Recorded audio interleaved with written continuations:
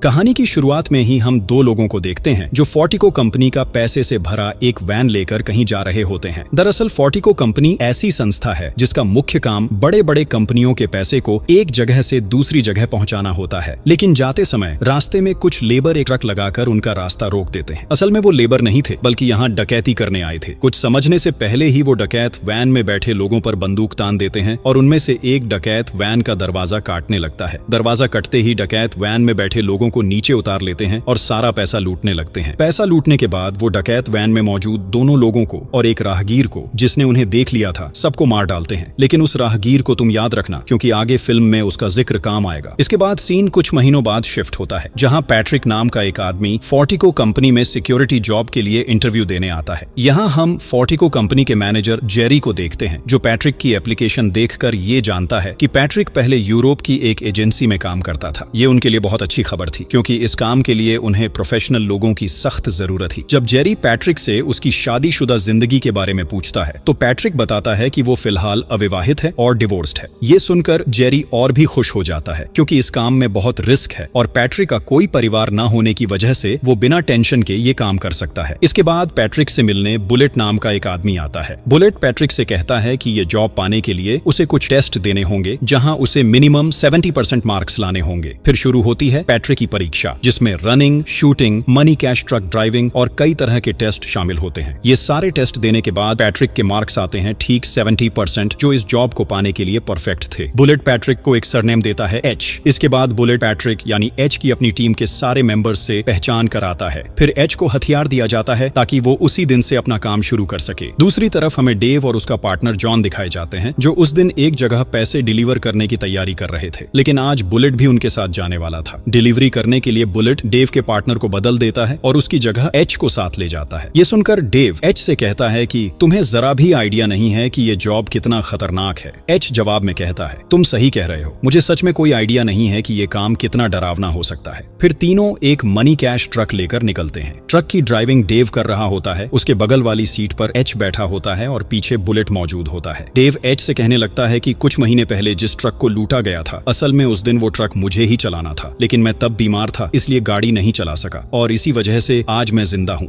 ये सुनकर H Dave पर शक करने लगा है। इसके बाद एच और बुलेट एक बिल्डिंग में एंटर करते हैं और अपना काम पूरा करने के बाद सुरक्षित ऑफिस वापस लौट आते हैं। वहां उनके ट्रक का पूरा चेकअप किया जाता है क्योंकि कंपनी का सिक्योरिटी सिस्टम बहुत टाइट था। उसके बाद बुलेट एच समेत अपनी पूरी टीम को लेकर एक रूम में जाता है। उस रूम में सब काम खत्म करने के बाद थोड़ा मस्ती मजाक किया करते थे। उस रूम में घुसने से पहले सभी को अपने आईडी कार्ड पंच करने पड़ते थे और फिर पास वाले बोर्ड पर कार्ड टांगना होता था। एक एक करके सब अंदर जाते हैं और तभी बुलेट एच को भी अंदर आने के लिए कहता है। एच अपना आईडी कार्ड रखने के बहाने उस बोर्ड पर टंगे सारे आईडी कार्ड्स को बहुत ध्यान से देखने लगता है। वो उन कार्ड्स को ऐसे देख रहा था जैसे किसी खास शख्स को ढूंढ रहा हो। इसके बाद सीन उस रूम के अंदर दिखाया जाता है जहां सब लोग एच के बारे में बातें कर रहे थे। वहां मौजूद कुछ एम्प्लॉय जॉन को चिढ़ाने लगते हैं ये कहकर कि एच तो अभी नया आया है और उसने तेरी जगह ले ली है। असल में जॉन डेव का पुराना पार्टनर था। ये सुनकर जॉन एच से कई बातें करने की कोशिश करता है लेकिन एच उसकी बातों को पूरी तरह इग्नोर कर देता है और उसे वहां से चले जाने को कहता है। इस वजह से जॉन बहुत ज्यादा मायूस और उदास हो जाता है। अगले दिन की एक डिलीवरी में दिखाया जाता है कि उस दिन भी वही तीन लोग एक मनी कैश ट्रक लेकर पैसे डिलीवर करने निकलते हैं। शहर के एक इलाके में जाकर ट्रक रुकता है। वहां बुलेट अकेले ही कुछ बोरों में भरे पैसे लेकर डिलीवरी करने चला जाता है। काफी देर बीत जाने के बाद भी जब बुलेट वापस नहीं आता तो डेव वॉकी टॉकी से उससे कांटेक्ट करने की कोशिश करता है लेकिन वहां से कोई जवाब नहीं मिलता। कुछ देर बाद अचानक वॉकी टॉकी से हेल्प की आवाज सुनाई देती है। तभी उन्हें एहसास होता है कि बुलेट का किडनैप हो गया है। किडनैपर साफ कह देते हैं कि बुलेट को छोड़ने के बदले उन्हें ट्रक में रखा सारा पैसा चाहिए वरना वो बुलेट को मार डालेंगे। ये सुनकर डेव पूरी तरह घबरा जाता है। डेव बुलेट से कहता है कि कंपनी के प्रोटोकॉल के हिसाब से हमें यहाँ से तुरंत चले जाना चाहिए लेकिन एच उसकी बात मानता नहीं। वो बोलता है कि हमें बुलेट को बचाना चाहिए क्योंकि वो हमारा साथी है। तुम जाकर निकल जाओ, मैं अकेले बुलेट को बचा कर लाऊंगा। कोई और रास्ता न देखकर डेव हिचकते हुए भी बुलेट को बचाने के लिए राजी हो जाता है। उसके बाद दोनों उस डकैतों द्वारा बताई गई एक निश्चित लोकेशन लोकेशन पर पहुंचते हैं। वहां डकैतों ने उनके ट्रक के सामने और पीछे गाड़ियां लगा दी होती हैं। सामने वाली गाड़ी से एक डकैत निकलता है, बुलेट को बंदूक के नीचे पकड़े हुए ले आता है और ट्रक में बैठे लोगों से कहता है कि कोई भी चालाकी करने की कोशिश मत करो। फिर वे आदेश देते हैं कि ट्रक की पीछे वाली दरवाजा खोलो और सारा पैसा जल्दी से हमारी गाड़ी के पीछे रख दो। एच एक एक करके सारे बस्ते उस गाड़ी के पीछे डेक पर रखना शुरू करता है, पर वो जानबूझकर एक बस्ता नीचे गिरा देता है। इसके लिए गाड़ी में मौजूद आदमी एच पर चिल्लाता है। इस मौके पर एच बस्ता गिराने का नाटक करता है और एक गोली चलाकर उस डकैत को मार देता है। फिर एच एक एक करके सभी डकैतों को हेडशॉट देकर मार देता है। वो इतना प्रोफेशनल था कि एक भी गोली मिस नहीं होती। आखिरी डकैत को मारने से पहले एच कहता है, बोलो तुम लोग किसके लिए काम कर रहे हो। जब वे जवाब देने से इनकार करते हैं तो डेव उसे यही मार देता है। इस सीन से पता चलता है कि एच कितना खतरनाक है। उसके बाद एच एक एक करके सभी मरे हुए डकैतों के मुखौटे उतारता है, लेकिन उसे वो शख्स नहीं मिलता जिसे वह असल में ढूंढ रहा था। क्योंकि एच ने डकैतों को इतनी सटीकता से मारा था, इसलिए दो पुलिस वाले एच के पास जांच के लिए आते हैं। वे एच से पूछते हैं कि जब तुम ट्रेनिंग कर रहे थे तो तुम्हारी शूटिंग स्किल औसत थी, अब इतनी बेहतर कैसे हो गई। एच जवाब देता है कि ट्रेनिंग के टाइम मेरी जिंदगी पर कोई रिस्क नहीं था, पर अब है। एक छोटी सी गलती से हमारी तीनों की जिंदगी जा सकती थी, इसलिए मैंने इतने अचूक तरीके से उन्हें मार दिया। इसके बाद वो पुलिस वाले एच को 6 महीने पहले हुई उसी डकैती का फुटेज दिखाते हैं और पूछते हैं कि क्या तुम्हें नहीं लगता कि आज की डकैती का इस पुराने किस्से से कोई कनेक्शन है। एच ये सब मानने से इनकार कर देता है, पर उसके चेहरे पर कुछ ऐसे संकेत थे जैसे उसे इन घटनाओं के बारे में कुछ पता जरूर हो। जब एच रूम से बाहर निकलता है तो जेरी उससे कहता है, इतना बड़ा इंसिडेंट होने के बाद हमारी कंपनी की पॉलिसी ये है कि अब तुम 1 महीने तक कोई भी फील्ड जॉब नहीं कर सकते। मतलब इस 1 महीने में तुम्हें सिर्फ ऑफिस में ही काम करना होगा। इसके अलावा तुम्हें मनी कैश ट्रक डिलीवरी से जुड़ी कोई भी जॉब नहीं दी जाएगी, क्योंकि ऐसे हादसे के बाद लोग डिप्रेशन में चले जाते हैं और ये उनके काम में काफी दिक्कत पैदा कर सकता है। ये सुनकर एच हंसते हुए कहता है, अच्छा तुम्हें क्या लगता है मैं डिप्रेशन में हूँ। तभी फोर्टिको कंपनी के ओनर एच से मिलने आते हैं। वो एच का धन्यवाद करते हैं कि उसने उनकी कंपनी के एम्प्लॉय को बचाया। ओनर जेरी से कहते हैं, हमारी कंपनी को ऐसे ही लोगों की जरूरत है, ऐसे लोग होने से हमारा पैसा सुरक्षित रहेगा, इसलिए मैं चाहता हूँ कि तुम उसे फील्ड जॉब करने की अनुमति दो। इसके बाद हमें वही 2 पुलिस वाले दिखाए जाते हैं जो किंग नाम के एक FBI ऑफिसर से बात कर रहे थे। वो पुलिस किंग से कहते हैं, आज जो डकैती हुई उसमें मुख्य रूप से एच ने ही सभी डकैतों को मार दिया। मुझे यहाँ कोई गड़बड़ लगती है। इसके अलावा फोर्टिको कंपनी में रखा हमारा पैसा वहाँ सुरक्षित नहीं रहेगा। लेकिन किंग जवाब देता है, एच जैसे काम कर रहा है वैसे ही उसे करने दो। मुझे नहीं लगता कि एच को पैसों की कोई लालसा है। साथ ही मुझे लगता है कि एच असल में यहाँ किसी और चीज के लिए आया है। इसके बाद हमें एच दिखाया जाता है जिसके पास एक लड़की मिलने आई होती है। वो लड़की असल में एच को फोर्टिको कंपनी के सभी एम्प्लॉय और वहाँ की अकेली महिला सिक्योरिटी गार्ड डेनर की जानकारी देने आई थी। साथ ही वह एच को एक रिपोर्ट भी देती है। एटॉम्पसी रिपोर्ट में किसी हत्या केस के एक खास व्यक्ति के शरीर पर किए गए सभी निरीक्षण और टेस्ट का विवरण होता है। यही हमें असल में समझ आता है कि एच फोर्टिको कंपनी में किसी खास मकसद के लिए आया है। इसके बाद अगले दिन का सीन दिखाया जाता है जहाँ बुलेट और एच एक मनी कैश ट्रक लेकर पैसे डिलीवर करने जा रहे होते हैं। तभी कुछ डकैत उनके ट्रक पर हमला कर देते हैं। ये डकैत पहले ट्रक की खिड़कियों को काले लुकिंग ग्लास से ढक देते हैं और ट्रक के अंदर टीयर गैस डाल देते हैं। गैस के कारण बुलेट पहले ही ट्रक से बाहर निकल जाता है और एच थोड़ी देर बाद मुंह पर रुमाल बांधकर बाहर आता है। लेकिन जैसे ही एच अपना रुमाल हटाता है, डकैत उसे देखकर डर के मारे वहां से भाग जाते हैं। इस सीन को देखकर हमें थोड़ी हैरानी होती है कि एच असल में कौन है। यह घटना सुनने के बाद कंपनी का हेड पूरी तरह चौंक जाता है कि डकैत चोरी किए बिना वहां से कैसे भाग सकते हैं। कंपनी का हेड एच के इस काम से बहुत खुश होता है और कहता है, हमारी कंपनी को ऐसे ही लोगों की जरूरत है। लेकिन वहीं जेरी एच पर शक करने लगता है। उसे समझ नहीं आता कि डकैत एच को देकर क्यों भाग गए। इसके बाद हमें डेनर दिखाया जाता है जो एच के काम से पूरी तरह इंप्रेस हो जाता है। वह एच को ड्रिंक्स ऑफर करता है। वहीं दूसरी तरफ बुलेट को दिखाया जाता है जो डेव को एच के साथ हुए उस इंसिडेंट के बारे में बता रहा होता है। बुलेट डेव से कहता है, मुझे लगता है यहाँ जरूर कोई गड़बड़ है। वो डकैत एच के चेहरे को देखकर ऐसे भाग गए जैसे उन्होंने कोई शेर देख लिया हो, इसलिए मुझे लगता है कि एच कोई आम इंसान नहीं है।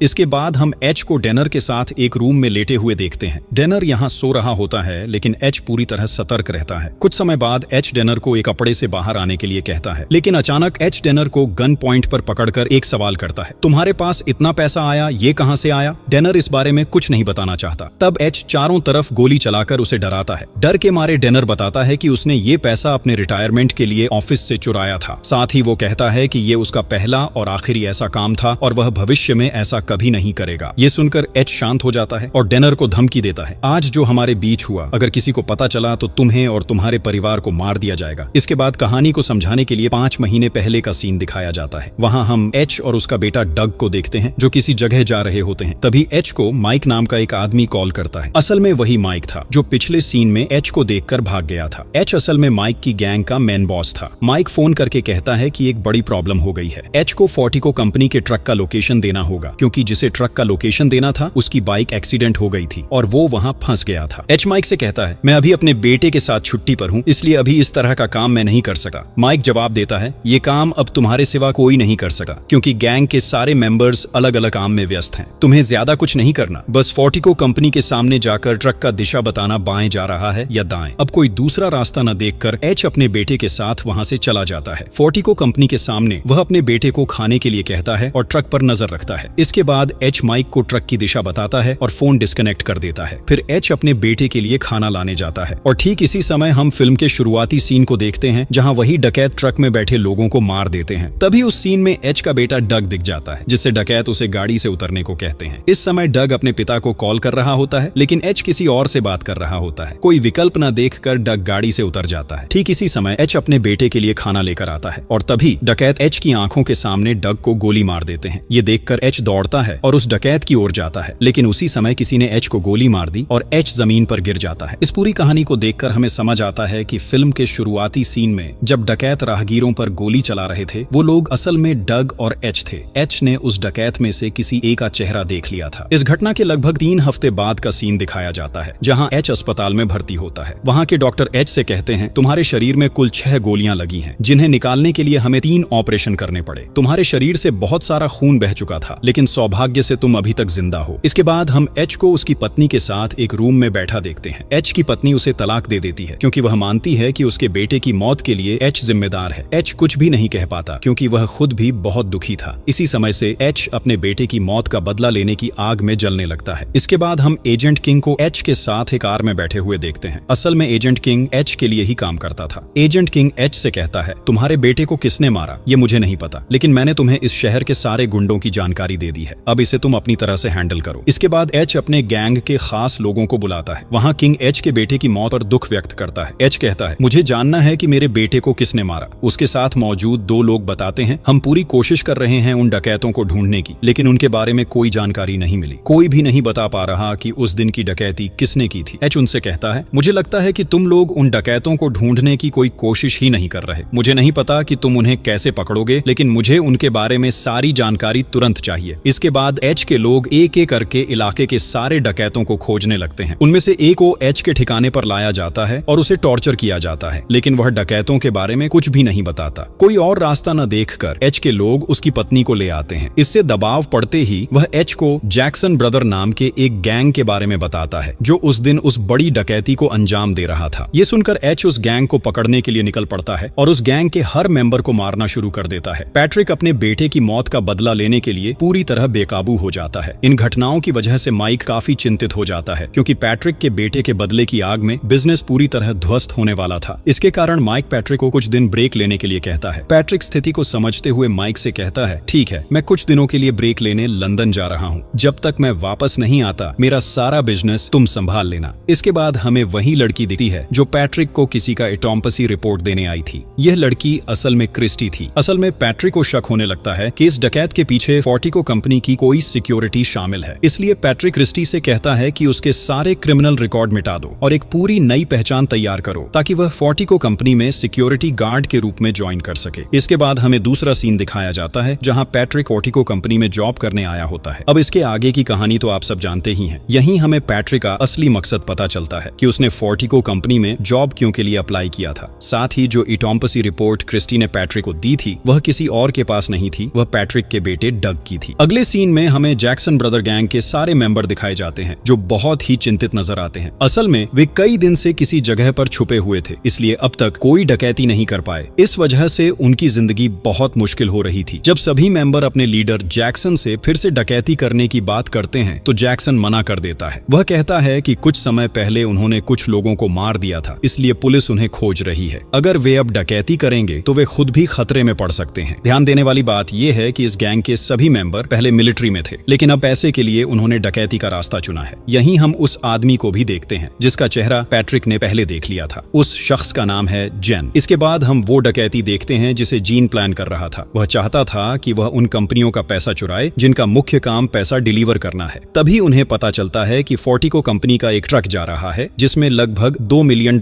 हैं। यही वजह थी कि उन्होंने उस दिन उसी ट्रक में डकैती की थी और इस डकैती के दौरान जीन ने पैट्रिक के बेटे को भी मार दिया। इसके 5 महीने बाद जैक्सन अपने टीम के सभी मेंबरों को एक जगह इकट्ठा करता है और उन्हें नई चोरी की योजना बताता है। जैक्सन कहता है, इस डकैती में हम कंपनी से लगभग $160 मिलियन चुरा सकते हैं। असल में पूरे साल के एक दिन ब्लैक फ्राइडे का त्योहार मनाया जाता है और इसी समय फोर्टिको कंपनी के अंदर करोड़ों डॉलर जमा होते हैं। इसी दौरान कुछ दिन बाद एच और बुलेट किसी जगह से पैसे की डिलीवरी लेकर अपने ऑफिस लौट रहे होते हैं। तब बुलेट एच से कहता है, असल में मैं ये सभी ट्रक की जानकारी जैक्सन ब्रदर ग्रुप तक पहुंचाया करता था। मैं पहले से ही उस ग्रुप का मेंबर था। इसके अलावा मैं कई सालों से इस कंपनी में काम कर रहा हूं और ट्रकों की जानकारी ग्रुप को दे देता था। इसके बदले मुझे कुछ प्रतिशत मिलता था। इसके बाद बुलेट एच से कहता है कि वह उसे इस काम में मदद करे। एच भी मदद करने के लिए तैयार हो जाता है, लेकिन नहीं पता था कि उसने असल में किसके साथ कौन सा बिजनेस डील किया। असल में एच इतना समय इसी कंपनी में इसलिए काम कर रहा था ताकि वह ये सारी जानकारी हासिल कर सके। इसके बाद बुलेट उस मनी ट्रक को लेकर एच के साथ जैक्सन के अड्डे की तरफ निकल जाता है। वहाँ गैंग के डकैत ट्रक के अंदर छिपे रहते हैं। उन डकैतों ने बुलेट प्रूफ जैकेट, हेलमेट और हाथ में हथियार पहन रखे होते हैं। फिर बुलेट उस ट्रक को अपनी कंपनी के अंदर ले जाता है। तभी ट्रक के अंदर छिपे डकैत कंपनी के सभी कर्मचारियों को बंधक बना लेते हैं। वहाँ मौजूद एक कर्मचारी मौके का फायदा उठाकर इमरजेंसी अलार्म बजा देता है, जिससे पुलिस को खबर मिल जाती है कि फोर्टिको कंपनी में डकैती हो रही है। इस अलार्म की वजह से डकैत थोड़े असावधान हो जाते हैं। इस मौके का फायदा उठाकर कंपनी के सुरक्षा गार्ड उन पर गोली चलाने लगते हैं, लेकिन जैक्सन टीम के सभी मेंबर उच्च गुणवत्ता वाले आर्मर पहने होते हैं, इसलिए उन पर कुछ असर नहीं होता। इसके चलते वे आसानी से गोली चलाकर सुरक्षा गार्डों को मार सकते हैं। दूसरी तरफ एक डकैत ने एच को बंधक बना रखा था। एच मौके का फायदा उठाकर उस डकैत को मार देता है और उसकी ही पोशाक पहन लेता है ताकि कोई उसे पहचान न सके। वहीं दूसरी तरफ बुलेट अपनी असली पहचान दिखाते हुए डेनर और डेव को बेरहमी से मार देता है। यहाँ हम देखते हैं कि सिर्फ जीन, बुलेट और जैक्सन डकैत टीम में बचे हैं। जैक्सन पर गोली लगी होती है जिससे वह गंभीर रूप से घायल हो जाता है। इसके बाद जीन एक ट्रक में जैक्सन और बुलेट को लेकर पुलिस की गाड़ी से टकरा देता है और उन्हें गैरेज की तरफ ले जाता है। असल में वहाँ कुछ सुरंगें थीं। जैक्सन को समझ आता है कि जीन उनके पास मौजूद सारे पैसे लेने के लिए उन्हें मार देगा, इसीलिए वह जीन को मारने के लिए बंदूक निकालता है, लेकिन जीन इसे भांप जाता है और जैक्सन का गला काटकर उसे मार देता है। इसके बाद जीन और बुलेट दोनों एटीवी लेकर सुरंग के अंत तक जाते हैं। वहाँ उन्होंने पहले से ही एक कार खड़ी कर रखी होती है। सभी पैसे जीन और बुलेट कार की डिग्गी में रखने लगते हैं। जैसे ही पैसे रखने का काम खत्म होता है, बुलेट जेन को मारने के लिए बंदूक निकालता है, लेकिन बुलेट जेन को मारने से पहले ही जेन बुलेट को मार देता है। इसके बाद जीन जल्दी से उस सुरंग से बाहर निकल जाता है। फिर हम देखते हैं कि जेन अपने घर में नहा धोकर ड्रिंक्स लेने आता है। ठीक इसी समय चोरी किए गए पैसों में से एक फोन की आवाज आती है। असल में यह फोन एच ने जानबूझकर पैसों में छिपा रखा था ताकि वह जेन का लोकेशन ट्रेस कर सके। जब जीन फोन रिसीव करता है तब एच की आवाज वह सुनता है, लेकिन एच पहले से ही अपने कमरे में जीन के लिए इंतजार कर रहा होता है। एच जेन से कहता है, 5 महीने पहले जो लड़के को तुमने मारा था वह मेरा बेटा था। एच जेन को अपने बेटे की पोस्टमार्टम रिपोर्ट दिखाता है। रिपोर्ट में लिखा होता है कि डग की पित्त थैली फट गई थी, जिसके कारण उसकी मौत हुई। अपने बेटे को इस तरह मारने के कारण एच अब जेन की पित्त थैली में गोली मारता है। इससे जेन को बहुत दर्द होता है और वह वहीं मर जाता है। इसके बाद एच वहां से निकल जाता है। जाते समय एच अपनी एजेंट किंग से मिलता है। एच सभी पैसे किंग को दे देता है और उसे अपने सारे सबूत मिटाने के लिए कहता है। वहीं पहले से ही एक कार पैट्रिक के लेने के लिए खड़ी थी। पैट्रिक उस कार में बैठकर वहां से चला जाता है और इसी के साथ मूवी का अंत हो जाता है।